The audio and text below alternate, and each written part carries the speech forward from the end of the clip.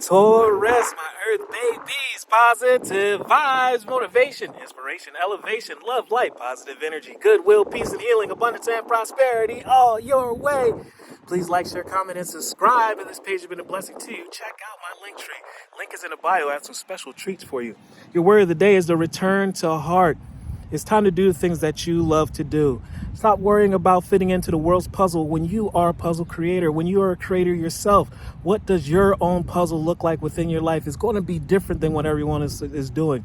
Other people might look at your portrait and say, that is really awkward, that is different, that's crazy, that's impossible. They don't understand until you finally put your final piece into your puzzle and they see how beautiful as you fit into it, your puzzle is. Therefore, they're going to try to fit into your world, your puzzle. Therefore, they're going to be inspired to make their own puzzles and not just be in the world.